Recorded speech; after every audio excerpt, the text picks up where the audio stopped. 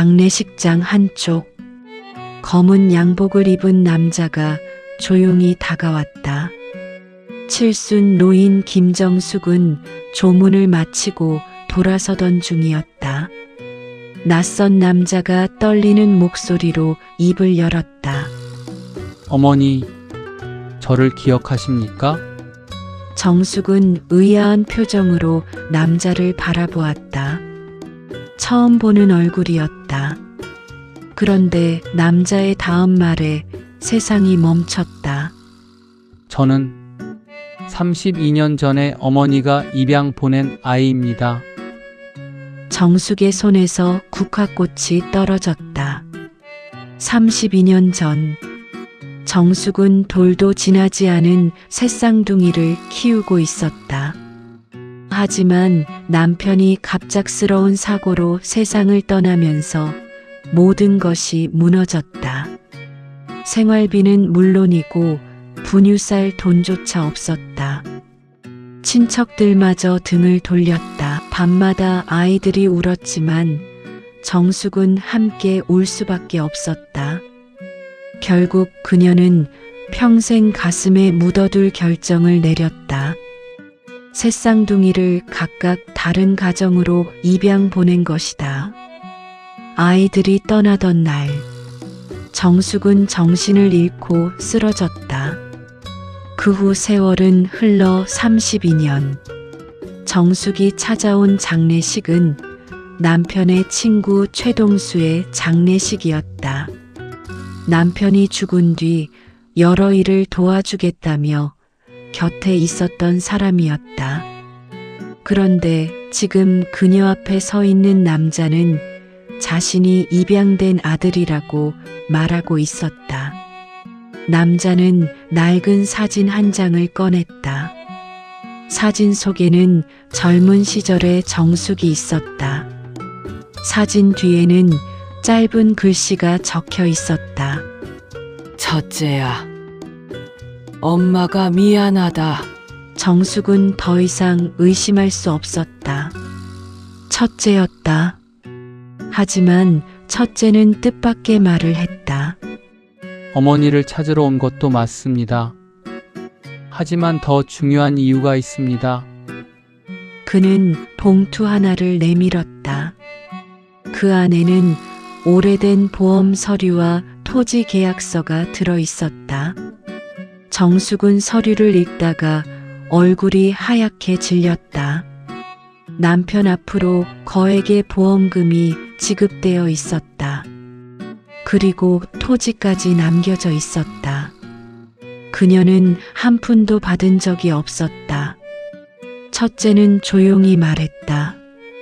최동수 씨가 모두 가로챘습니다. 순간 정숙의 다리가 풀렸다. 평생 남편이 빚만 남긴 줄 알았다. 그래서 아이들을 보낼 수밖에 없었다고 믿었다. 하지만 진실은 달랐다. 누군가의 욕심 때문에 가족이 찢어진 것이었다. 정숙의 눈에서 눈물이 흘러내렸다. 그때 첫째가 말했다. 사실 오늘은 저 혼자 온 게 아닙니다. 장례식장 문이 열렸다. 두 남자가 천천히 안으로 들어왔다. 둘째와 막내였다. 32년 동안 꿈에서도 그리워했던 새 아들이 눈앞에 있었다. 정숙은 조심스럽게 막내에게 다가갔다. 막내야, 그러나 막내는 차갑게 말했다. 그렇게 부르지 마십시오. 첫째와 둘째도 놀란 표정으로 막내를 바라보았다. 막내는 붉어진 눈으로 말했다. 저는 어머니를 기다린 적 없습니다. 어릴 때는 왜 버렸는지 궁금했고, 커서는 원망했습니다. 막내는 계속 말했다. 아픈 날에도 혼자였고, 생일날에도 혼자였습니다. 친구들이 부모 이야기할 때마다 숨어서 울었습니다. 정숙은 아무 말도 할 수 없었다. 그 어떤 변명도 통하지 않을 것 같았다. 집으로 돌아온 뒤에도 정숙은 밤새 울었다. 며칠 후 심한 어지럼증으로 병원에 실려갔다. 과로와 스트레스 때문이었다. 그날 밤 막내는 우연히 정숙의 집에 들렀다. 그리고 낡은 상자 하나를 발견했다. 상자 안에는 수십 권의 일기가 있었다.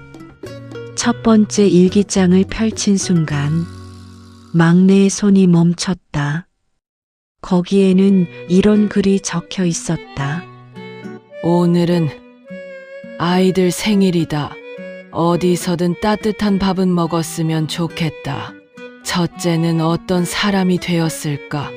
둘째는 아프지 않았으면 좋겠다.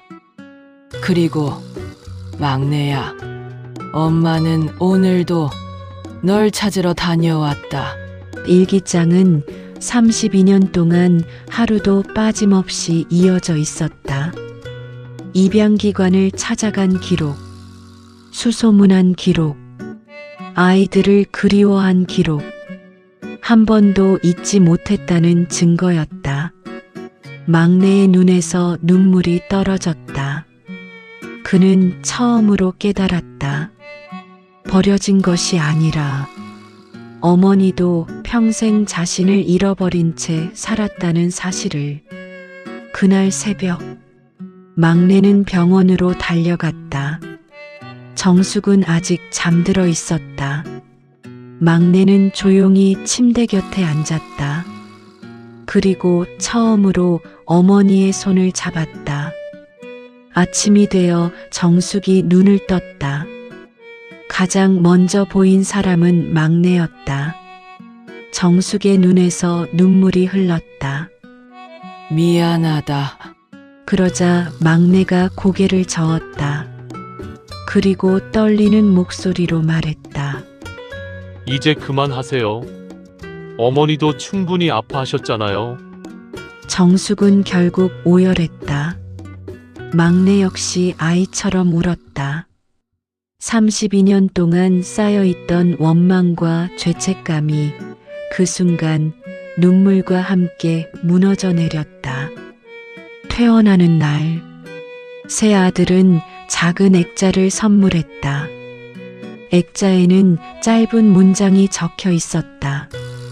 잃어버린 32년은 되돌릴 수 없지만 남은 시간은 함께할 수 있습니다. 정숙은 액자를 품에 안고 하늘을 올려다보았다. 어쩌면 가족이란 헤어지지 않는 사람들이 아니라 끝내 다시 손을 잡아주는 사람들인지도 몰랐다. 그날 이후 정숙은 더 이상 혼자가 아니었다. 이 이야기가 먼 훗날 사연이 되길 빌며 구독과 좋아요 부탁드립니다.